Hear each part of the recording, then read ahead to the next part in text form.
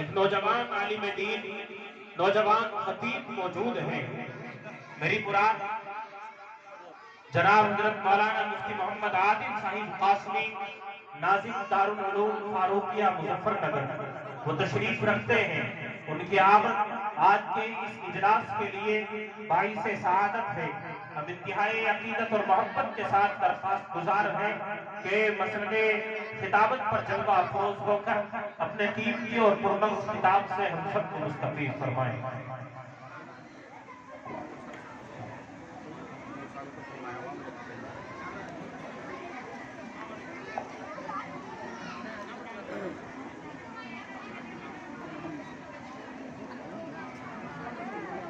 سبھی حضرات ایک مرتبہ دور سے درود شریف پڑھ لے بھائی۔ اللہم صلی علی محمد وعلی آل محمد کما صلیت علی ابراہیم وعلی آل ابراہیم انک حمید مجید۔ اللہم بارک علی محمد وعلی آل محمد کما بارکت علی ابراہیم وعلی آل ابراہیم انک حمید مجید۔ بسم اللہ الرحمن الرحیم، نحمدہ ونصلی علی رسولہ الکریم، اما بعد فاعوذ باللہ من الشیطان الرجیم، بسم اللہ الرحمن الرحیم۔ قل اطیعوا اللہ و اطیعوا الرسول، صدق اللہ العظیم۔ وقال النبی صلی اللہ علیہ وسلم، کل امتی يدخلون الجنة الا من ابا، قالوا یا رسول اللہ ومن یأبا، قال من اطاعنی دخل الجنة ومن عصانی فقد ابا، او کما قال علیہ الصلاۃ والسلام۔ عزیزان ملت، نوجوانان اسلام، اسٹیج پر تشریف فرما حضرات علماء کرام اور باہر سے آئے ہوئے مہمانان اعظام، ہم سبھی کے لیے بڑی خوشی اور مسرت کی بات یہ ہے کہ ہم سب کے کرم فرما محبوب العلماء والصلحاء، پیر طریقت، رہبر شریعت، صوفی وقت، حضرت اقدس الحاج علامہ یامین صاحب دامت برکاتہم العالیہ، محتمم دارالعلوم جلالہ آباد، ابھی کچھ دیر پہلے آپ حضرات کے سامنے بڑی اچھی نصیحتوں سے ہم سب کو سمجھا رہے تھے۔ اللہ تعالیٰ سے دعا ہے کہ پروردگار ہمارے حضرت علامہ یامین صاحب دامت برکاتہم العالیہ کی عمروں کو اور دراز فرمائے۔ قرآن پاک کی ابھی میں نے جو آپ کے سامنے آیت کریمہ پڑھی ہے، اس آیت کے اندر اللہ تبارک و تعالی ارشاد فرماتے ہیں، قل اطیعوا اللہ و اطیعوا الرسول، کہ اے پیغمبر صلی اللہ علیہ وسلم آپ کہہ دیجئے جو لوگ اللہ کے احکام کی اطاعت کرتے ہیں، اللہ کے احکام کی پابندی کرتے ہیں، وَأَطِيعُوا الرَّسُولَ، وہی لوگ رسول اکرم صلی اللہ علیہ وسلم کی اتباع بھی کریں۔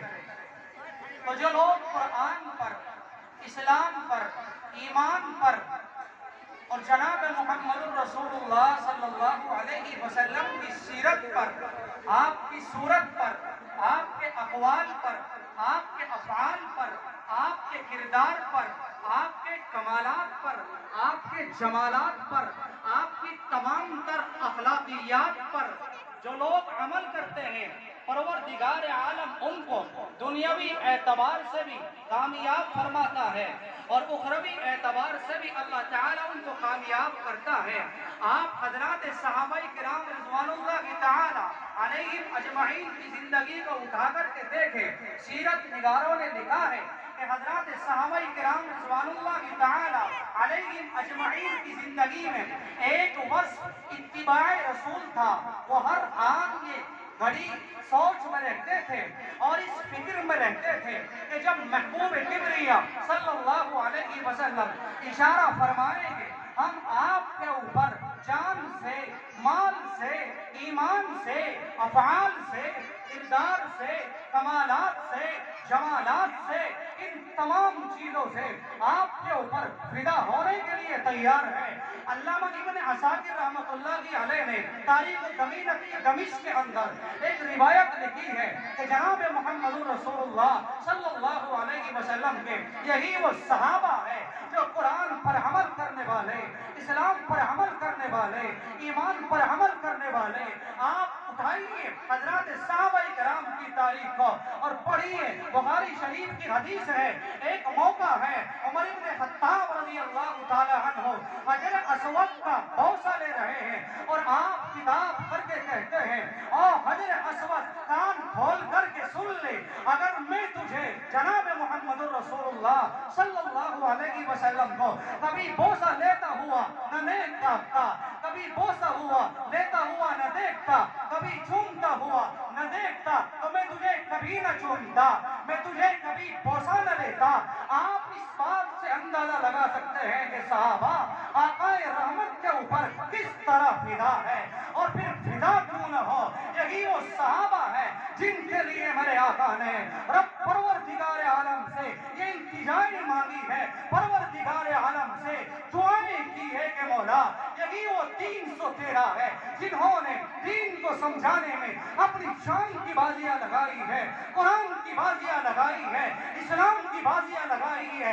آؤ احد کا مقام آتا ہے، جناب محمد رسول اللہ صلی اللہ علیہ وسلم کو چاروں طرف سے گھیر لیا جاتا ہے۔ میرے آقا ارشاد فرماتے ہیں، کون ہے جو میرے مقابلے میں اپنی جان کا نذرانہ پیش کرے؟ ابو بکر آگے تشریف لاتا ہے، عمر آگے تشریف لاتا ہے، عثمان آگے تشریف لاتا ہے، علی مرتضیٰ آگے بڑھتا ہے، عبیدہ بن جراح آگے بڑھتا ہے، معاویہ آگے بڑھتا ہے، عبد الرحمن آگے بڑھتا ہے۔ یہی وہ صحابہ ہے، جب ابو عبیدہ بن جراح آگے آئے ہیں سینہ تان کر کے کھڑے ہو جاتے ہیں کہ لوگوں مارو جتنا مارنا ہے، تڑپاؤ جتنا تڑپانا ہے، پریشان کرو جتنا پریشان کرنا ہے۔ میرے آقا رحمت کے ہاتھ پر وعدہ کیا ہے، قرآن کا ماننے والا، اسلام کا ماننے والا، ایمان کا ماننے والا، آقا کے اوپر جان نشاور کرنے والا۔ میرے بھائیوں 73 سے زائد زخم لگنے کے بعد جب یہ جھیالہ زمین کے اوپر گرتا ہے، میرے آقا رحمت صلی اللہ علیہ وسلم نے کہا کہ میرے پیارے کو دوسرے خیمے میں پہنچا دیا جائے۔ صحابہ کرام نے اٹھایا، فرمایا ابو عبیدہ پیچھے ہٹ جائیے، آپ شہید ہونے کے قریب ہیں، آپ دوسرے خیمے میں چلے جائے۔ ابو عبیدہ کہتے ہیں کہ ابو بکر پیچھے ہٹ جائیے، عثمان پیچھے ہٹ جائیے، علی مرتضیٰ پیچھے ہٹ جائیے، معاویہ پیچھے ہٹ جائیے۔ میں نے اپنے پیغمبر سے وعدہ کیا ہے، میں نے نبی کریم صلی اللہ علیہ وسلم سے وعدہ کیا ہے، آپ کی جان کا دفاع کرتا رہوں گا، قرآن کا دفاع کرتا رہوں گا، اسلام کا دفاع کرتا رہوں گا، ایمان کا دفاع کرتا رہوں گا۔ پھر یہ جھیالہ کھڑا ہوتا ہے، 90 سے زائد زخم لگانے کے بعد پھر یہ جھیالہ زمین پر گرتا ہے۔ میرے نبی کریم صلی اللہ علیہ وسلم نے پھر ارشاد فرمایا، میرے پیارے کو میرے قریب کر دیا جائے، میری گود میں لٹا دیا جائے۔ ابو عبیدہ بن جراح کو آپ کی گود میں لٹا دیا گیا۔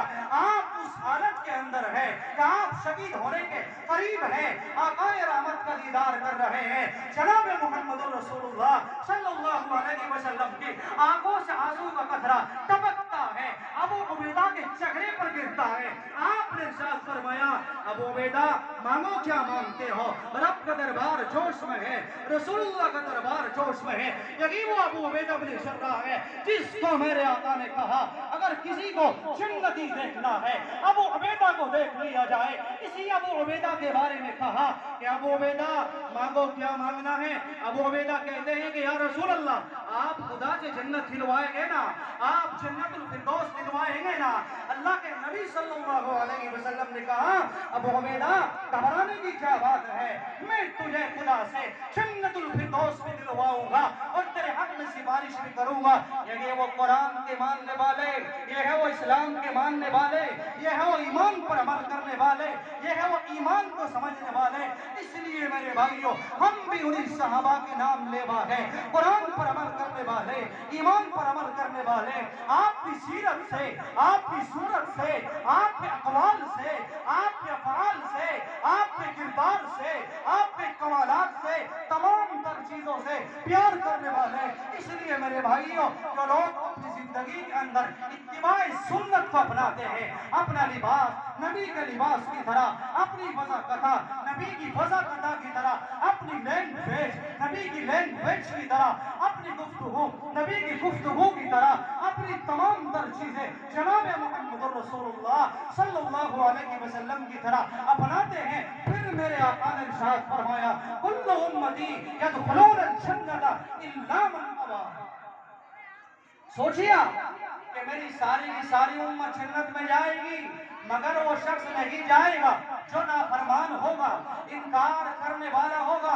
हजरत साहबा ने पूछा, कालू या रसूल अल्लाह व मन यअबा, अल्लाह के रसूल कौन है जो वो इनकार करने वाला है? आप अलैहिस्सलाम ने फरमाया, काला मन अताअनी दखलल जन्नह, कि जो मेरा इत्तिबाए सुन्नत पर अमल पेरा होगा, जो इत्तिबाए सुन्नत पर अमल करेगा, जो मेरी सुन्नतों को अपनाएगा, जो मेरी सुन्नतों पर अमल करेगा, अपने चेहरे पर दाढ़ी सजाएगा, अपने चेहरे पर टोपियां, अपने चेहरे पर दाढ़ी सजाएगा, अपने सरों पर टोपियां सजाएगा, और इसी तरह अपना लिबास सहाबाए किराम रिज़वानुल्लाह ताला अलैहिम अजमाइन की तरह लिबास बनाएगा और आनी माहौल में रहेगा, इस्लामी माहौल में रहेगा।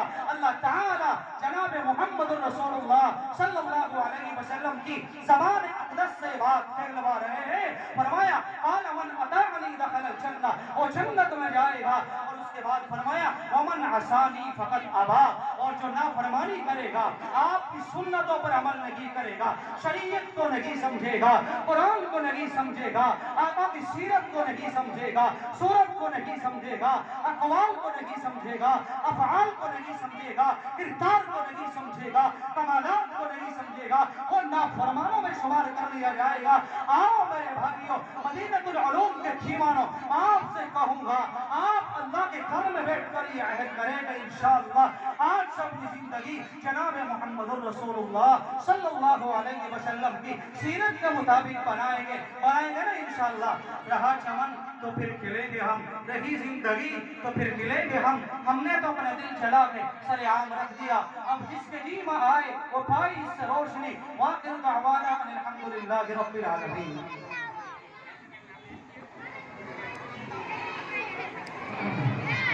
बड़े शौक से सुन रहा था जमाना, आप भी चल दिए दास्तां कहते कहते। हजरत सामाईन, बड़े मौकों पर ये शेर कहा जाता है, लेकिन बात मौके पर